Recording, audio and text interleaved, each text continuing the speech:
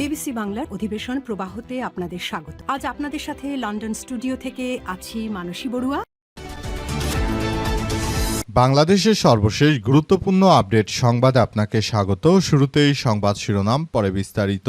প্রথমেই জানাবো, গুলিবাবুর ডেকে নেয়া সেই যুবককে গুলি করে হত্যা।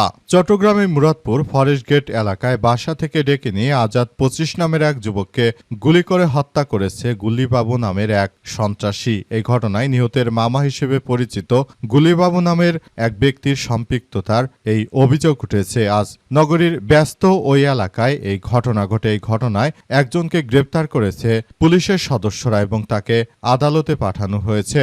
সারা দেশ জুড়ে বিএনপি ক্ষমতা আসার পর এমন নৈরাজ্যকর পরিস্থিতি চলছে। এরপর জানাবো, দেশের স্বাধীনতা রক্ষায় প্রয়োজনে সবাই বিজিবি হব বললেন জামাতের আমির ডাক্তার শফিকুর রহমান। বাংলাদেশকে রক্ষা করতে হলে দেশের স্বাধীনতা সার্বভৌমত্ব রক্ষায় কোনো ধরনের আপোষ করা হবে না বলে কঠোর হুঁশিয়ারি উচ্চারণ করেছেন সংসদের বিরোধী দলীয় নেতা জামাত ইসলামের আমির ডাক্তার শফিকুর রহমান। দেশের সীমান্ত রক্ষায় বিজিবির পাশাপাশি দেশের 18 কোটি মানুষকে সঙ্গে নিয়ে আমরা বিজিবির পাশে দাঁড়াবো বলে জানিয়েছেন তিনি। এদিকে সাংবাদিক দেখে দৌড়ে পালালেন প্রাইভেট হাসপাতালে থাকা সরকারি চিকিৎসক, ভিডিও ভাইরাল। অফিস চলাকালে সরকারি দপ্তরের দায়িত্ব পালনের পরিবর্তে একটি বেসরকারি হাসপাতালে রোগী দেখার সময় সাংবাদিকদের ক্যামেরা দেখে দ্রুত সেখান থেকে বেরিয়ে পালিয়ে যাওয়ার অভিযোগ উঠেছে চাঁপাইনবাবগঞ্জের এক সরকারি চিকিৎসকের বিরুদ্ধে। এই ঘটনাটির ভিডিও সামাজিক যোগাযোগ মাধ্যমে ছড়িয়ে পড়ার পর ব্যাপক আলোচনা সমালোচনার সৃষ্টি হয়েছে।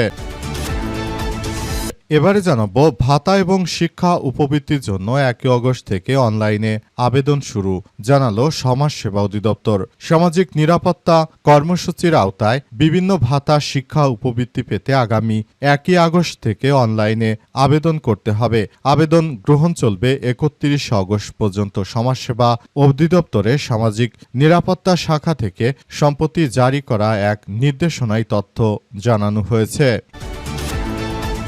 এবং সর্বশেষ জানাবো, সাইদির সাক্ষী সুকরঞ্জন বালিকে অপহরণ, পুলিশ কর্মকর্তা গ্রেপ্তার।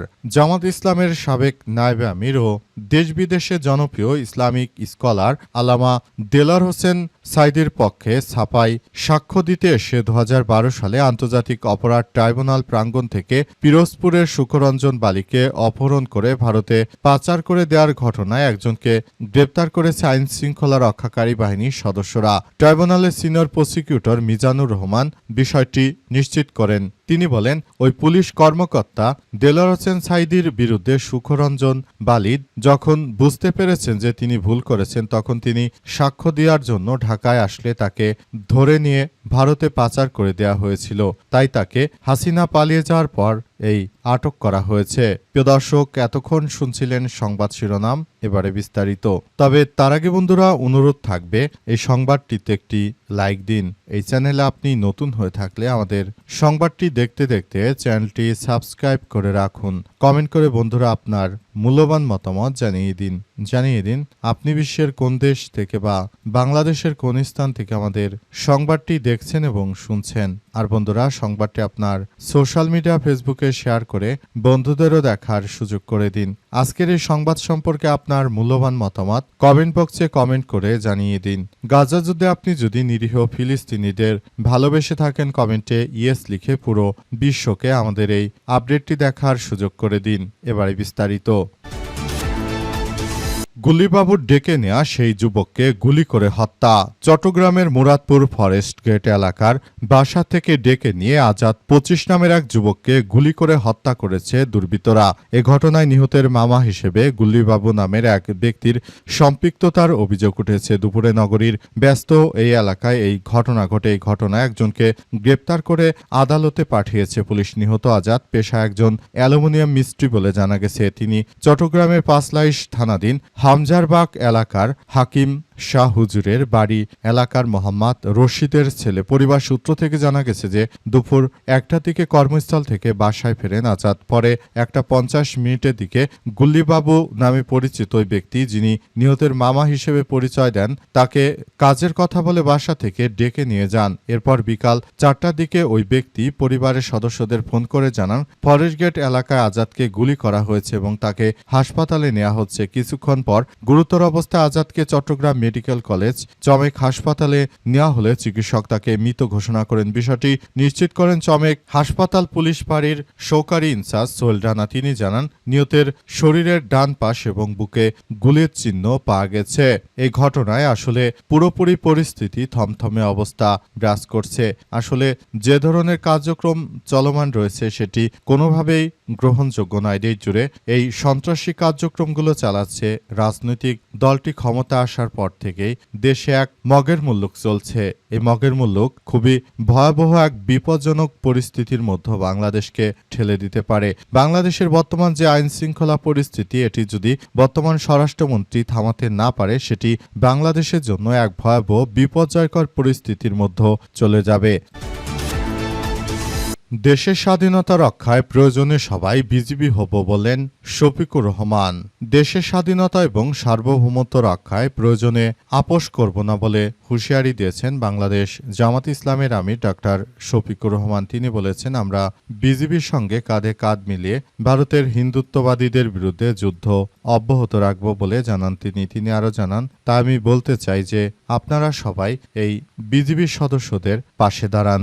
আমরা কোনোভাবেই ভারতের জামাত কখনোই বাংলাদেশের জনগণকে ছেড়ে যাবে না। তারা দেশে ছিল, দেশে থাকবে। কিন্তু একটি রাজনৈতিক দল তারা ভারতে পালিয়ে যাওয়ার পরই বাংলাদেশের বিরুদ্ধে যে ধরনের সন্ত্রাসী কার্যক্রম শুরু করেছে সেটা মেনে নেওয়া যায় না বলে জানান তিনি। তিনি আরও জানিয়েছেন যে আমরা নতুন করে যে 24শে গণ অভ্যুত্থানের পর নতুন বাংলাদেশ পেয়েছি, এই বাংলাদেশটাকে আমরা ভালো অবস্থানে রাখার মধ্য দিয়ে মূলত দেশটাকে এগিয়ে নিয়ে যেতে চাই, দেশটাকে সুন্দরভাবে গড়ে তুলতে চাই বলে জানান বাংলাদেশ জামাত ইসলামের আমির ডাক্তার শফিকুর রহমান। তিনি নতুন করে বাংলাদেশটাকে সুন্দরভাবে গড়ে তোলার মধ্য দিয়ে আসলে এগিয়ে নিয়ে যাচ্ছেন। তিনি দেশটাকে সুন্দর ও সমৃদ্ধির পথে এগিয়ে নিয়ে যাওয়ার পক্ষে খুবই গুরুত্বপূর্ণ ভূমিকা রেখেছেন। তিনি দেশটাকে সুন্দরভাবে গড়ে তোলার মধ্য দিয়ে আগামীর একটি সুন্দর ও সমৃদ্ধির বাংলাদেশ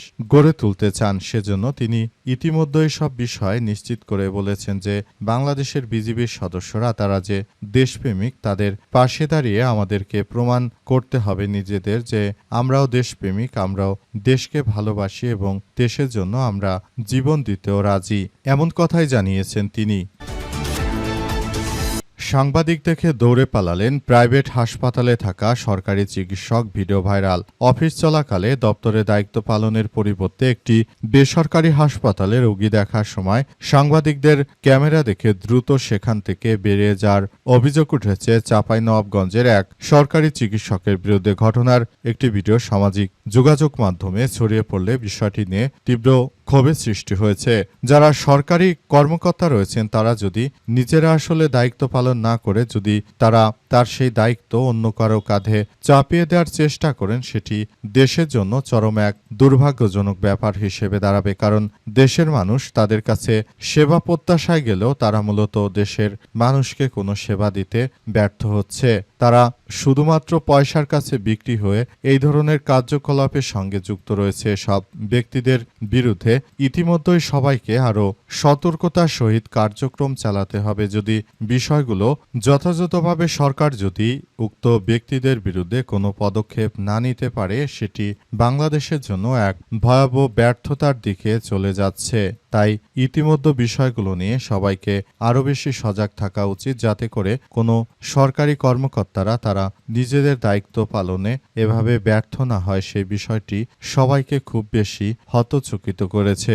শেষ পর্যন্ত দেখা যাক বিষয়টি আদতে কোন দিকে যায়। এই যারা কর্মকর্তা রয়েছেন তারা কি তাদের দায়িত্ব ঠিকভাবে পালন করেন নাকি তারা আসলে অন্যদিকে চলে যান, সে বিষয়গুলো এখনই সবাইকে আরও সতর্ক করে তারপর পুরো পরিস্থিতি দেখভাল করতে হবে।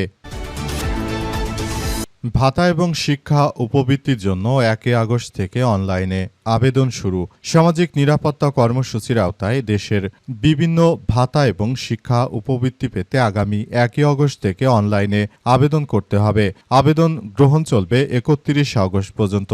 সমাজসেবা অধিদপ্তরের সামাজিক নিরাপত্তা অধিশাখা থেকে সাম্প্রতিক জারি করা এক নির্দেশনায় তথ্য জানা গেছে। নির্দেশনা অনুযায়ী বয়স্ক ভাতা, বিধবা এবং স্বামী নিগৃহীতা নারী ভাতা, প্রতিবন্ধী ভাতা, প্রতিবন্ধী শিক্ষার্থীদের শিক্ষা উপবৃত্তি এবং অনগ্রসর জাতিগোষ্ঠীর জন্য বিভিন্ন ভাতা ও শিক্ষা উপবৃত্তি আবেদন আগামী 1 আগস্ট থেকে অনলাইনে গ্রহণ করবে।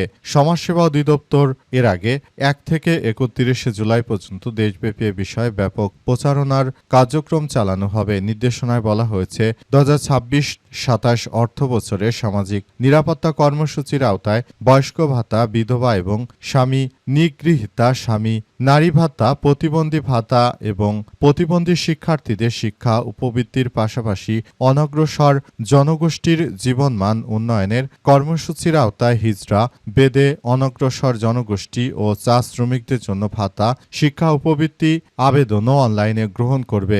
আগ্রহীরা dssatavata.gov.bd অনলাইন অ্যাপ্লিকেশন ঠিকানায় নির্ধারিত সময়ের মধ্যে আবেদন করবেন। নির্দেশনা অনুযায়ী আবেদনকারী নিজ নিজ স্থায়ী ঠিকানার ভিত্তিতে আবেদন করতে হবে। প্রতিবন্ধী ভাতার জন্য আবেদনকারী সুবর্ণ নাগরিক কার্ড থাকা বাধ্যতামূলক। এছাড়াও আবেদনকারীর জাতীয় পরিচয়পত্র দিয়ে নিবন্ধিত একটি সচল মোবাইল ফোন নাম্বার অথবা নিজ ব্যাংক হিসাবের তথ্য দিতে হবে। ব্যাংক হিসাব ব্যবহার করলে যোগাযোগের জন্য একটি সচল মোবাইল নম্বর উল্লেখ করতে হবে। সমাজসেবা অধিদপ্তর জানিয়েছে, যারা ইতিমধ্যে অন্য কোনো সরকারি সামাজিক নিরাপত্তা কর্মসূচির আওতায় নিয়মিত সুবিধা পাচ্ছেন, তারা এই কর্মসূচির জন্য বিবেচিত হবেন না। এছাড়াও অনলাইনে আবেদন করে অপেক্ষমান তালিকায় থাকা ব্যক্তিদের নতুন করে আবেদন করার প্রয়োজন নেই।